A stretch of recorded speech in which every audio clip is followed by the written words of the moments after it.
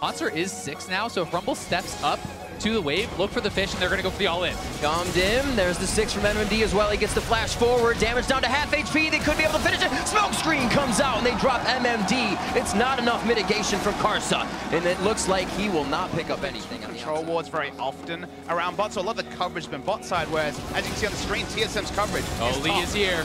Difficult gank to be put into, but Karsa hits it, end of the line, just misses. Haunter's gonna be forced to die, takes the Q past the minion. Collateral damage misses, MMD very low, 200 HP, tries to deny vision in the brush, but Karsa wards it. Now it's a 1v1. Svenskeren. Yeah, it definitely is. And Haunter just took so much damage at the start of this fight. The overheated Flame Splitter really chunking him down. But a lot of credit to him surviving so long here, allowing him to get that extra bit of damage out and make it a 1-for-1 and not just a complete tragedy. It does make me return to itemization. A lot of base values are there for the Fizz. I don't feel like working towards that work. I was gonna say, interestingly enough, an untouched mid lane, but now Bjergsen getting hit.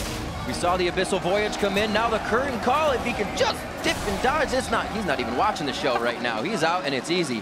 Flash and Ghost though to make that happen. So a little bit more, maybe first turret in the game. Dragon could be dangerous with MMD Equalizer. We'll have to see. Been something Sven has really struggled with, getting caught out on evades. Looks like he is actually gonna make it out. The burn doesn't take, oh no! Shake my head, but in kind of impressiveness rather than anything else. Mid lane. Remember, no flash here. Looks like you could easily lock down here. Karsa wants to try and play, and Svenskeren may say, let's do this. Throws the Q back out, Sonic Wave, Haunter is no roaming down. They may look to try and change. Trying to get a few of theirs up as well, but a lot are on the defensive side. They don't feel comfortable guarding them. Sword Art in a pretty sticky situation. Hard skins up, the shield dissonance to give Biofrost a movement. Concussive blows aren't even needed, and he's gonna go ahead and stand over the wall. If he can make the W, he just flashes anyways. Command protect in. Karsa does not get this one on the collateral damage.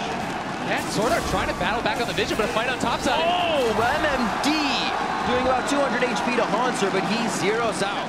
They continue to inch forward exactly as they drop. Yeah, and I mean, if you hit the fish here, beautifully played from Haunter. Q's forward to get the extra range to land that fish, and then there's no way out for MMD, has no flash, and that ignite on the Fizz gives you so much. It's not like top lane is very far behind either.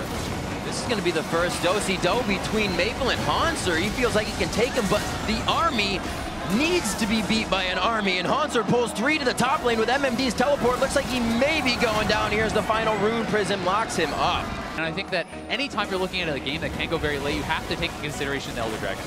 So many people bot lane, and Haunter make the great escape. They have a push down mid, but the minions really aren't past river here. Haunter's gonna die quite quickly, allowing Flash Wolves to recuperate and find themselves. They do have control, as you say, around the Drake, because that is an equalizer. Oh, Biofrost gets locked up, throws up the Unbreakable, but he is broken and taken down. That is a 5-0-0 Karsa. No one else on the team has been able to pick anything up. But it is all right there behind him. Out of a hard position by moving the team to take down Haunter multiple times, then having Maple answer him. They have really found intelligent answers. Now comes the flank. Almost gets the hit.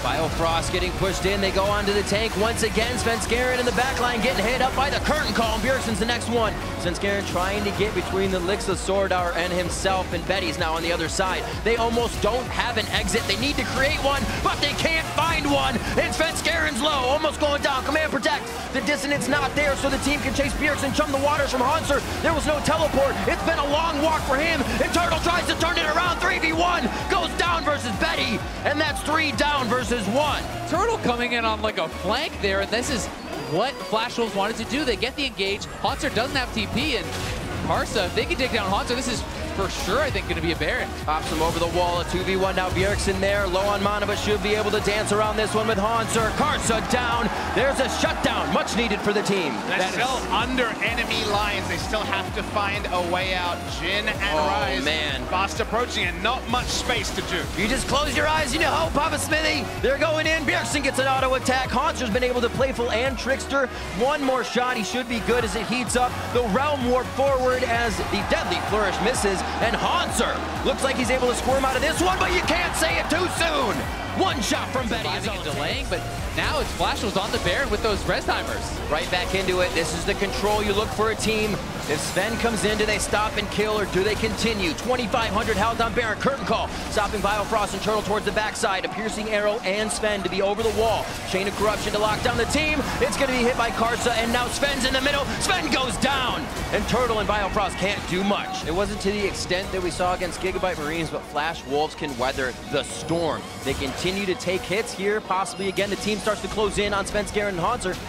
Zanya's in, Svenskeren wants the kick back. Glacial Fisher comes out. Sword Art now back with a shockwave. A lot of ultimates used here. And Maple now coming in. Turtle's in his face, and Turtle's gonna be taking damage. Flash over the walls now. Biofrost is that target. Hit down goes Biofrost. Svenskeren now in the eyes of Karsa. It's gonna be Maple picking up the kill though. Bjergsen's trying to hide in the brush. Deny the vision, but a triple kill from Betty as he gets the damage in.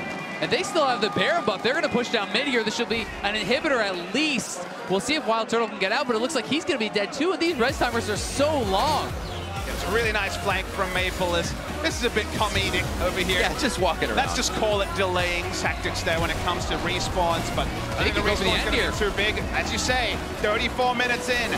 Still, 29 seconds on any real wave clear. Right. TSM, Bjergsen's still dead, so they're going to look for the end. Biofrost and Svenskeren, they can do a lot of hopping around if they need to, try to confuse Karsa and Betty, but I don't think they have any confusion on what the target is here. Biofrost throws up the Unbreakable. Baron minions coming in as they take down the first Nexus turret, 35 minutes in, and Biofrost gets melted. 7-1 and 7 Karsa as they look to the Nexus. The team's on it. This is going to be it. 17-9.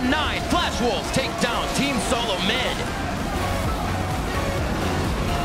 Team Solo Mid had a massive advantage in the early to mid game. The Fizz should have been peerless. Trinity Force finished before you could really blink and enter this game. But subsequent to that, they really took their foot off the accelerator. First, they put too many resources around the Fizz when he already had an inherent advantage. Ignite Fizz with Trinity Force. And then when the Fizz started to get hunted down by multiple members of Flash Wolves, they were never trading up. They were going even at best and often trading down. And when you have an advantage in the early to mid game and trade down, you got bigger problems than anything else.